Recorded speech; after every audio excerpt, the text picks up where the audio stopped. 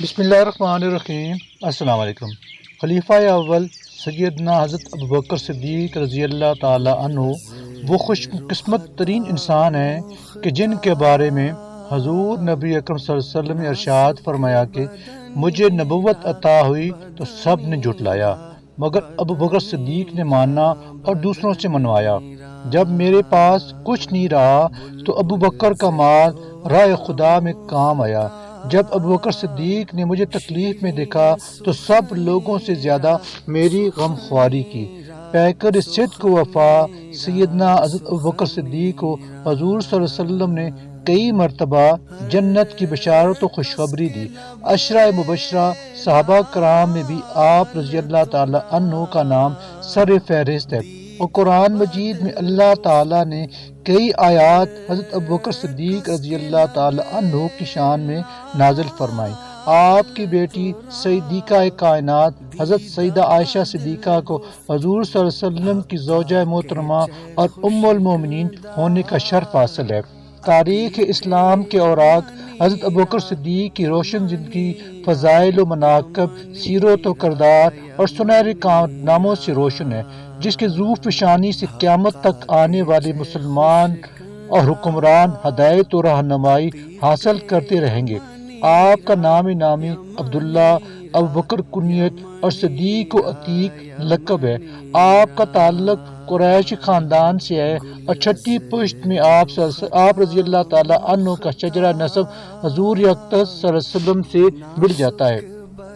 حضرت ابوبکر صدیق رضی اللہ تعالی عنہ اسلام قبول کرنے سے قبل ہی پاکیزگی اور بلند کردار، اعلی اخلاق، عقل و دانش، فہم و فراست، امانت و دیانت، اصابت رائے، حلم و بردباری اور خدا ترسی میں مشہور و بے مثال تھے۔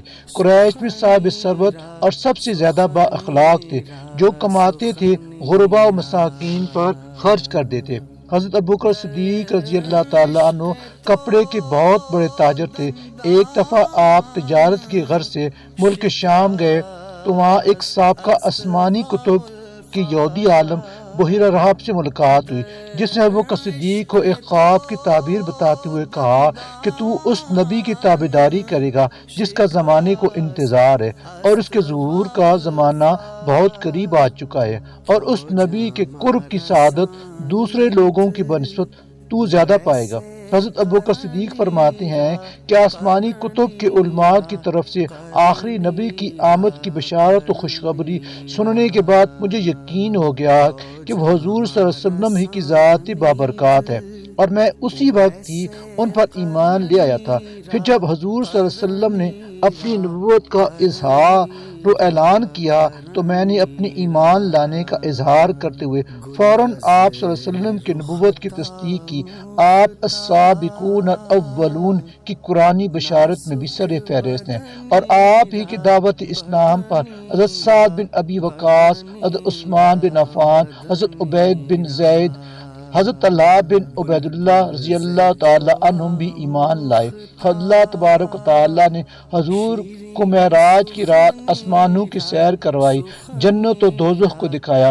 واپس آنے کے بعد جب حضور صلی اللہ علیہ وسلم نے یہ عجب سفر بیان فرمایا تو لوگ اس کو جھٹلاتے ہوئے مختلف سوالات کے ذریعے مذاق کرنے لگے، لیکن ابوبکر صدیق نے اس واقعہ کو سنتے ہی اس کی تصدیق کی تو حضور صلی اللہ علیہ وسلم کی زبان مبارک سے آپ رضی اللہ تعالیٰ عنہ کو صدیق کا لافانی لقب عطا ہوا، اور آسمانوں سے خدا نے قرآن کی صورت میں وحی نازل کر کے اس کی تائید فرمائی۔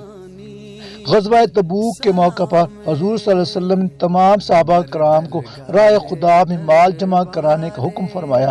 حضرت عمر کہتے ہیں کہ اس وقت میرے پاس بھی مال تھا، میں نے سوچا کہ آج میں حضرت ابوبکر صدیق پر سبقت لے جاؤں گا، اور میں نے نصف مال لا کر حضور صلی اللہ علیہ وسلم کی خدمت اقدس میں پیش کیا۔ حضور صلی اللہ علیہ وسلم نے فرمایا کہ اپنے گھر والوں کے لیے کیا چھوڑا ہے؟ میں نے عرض کیا کہ اتنا ہی۔ حضور صلی اللہ علیہ وسلم نے اس موقع پر حضرت ابوبکر صدیق سے دریافت فرمایا کہ ابوبکر تم نے اپنے گھر والوں کے لیے کیا چھوڑا ہے؟ حضرت ابوبکر صدیق نے جواب میں عرض کیا کہ خدا اور خدا کا رسول۔ سیدنا عمر فاروق کہتے ہیں کہ میں نے جواب سن کر دل میں کہا کہ اب میں کبھی ابوبکر صدیق سے آگے نہیں بڑھ سکتا۔